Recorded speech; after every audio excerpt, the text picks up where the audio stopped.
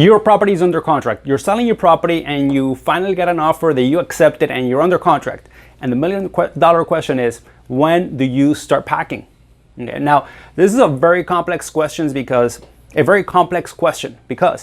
there's so many moving parts in a transaction. There's so many things going on. But the long story short is this.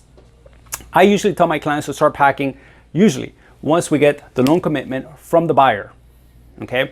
And what this means is that this is a letter from the lender that they have already verified all, most of, or if not everything, they should have already done, verified all the documents on behalf of the buyer, such as tax returns, income, verification of employment, basically all their financial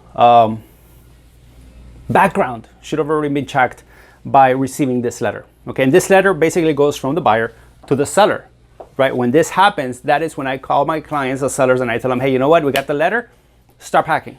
Okay, and this is a relatively safe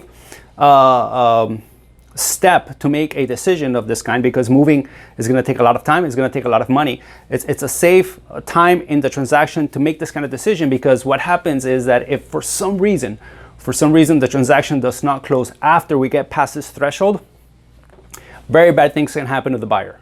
Okay, it's and that includes losing their the deposit, whatever they put in escrow.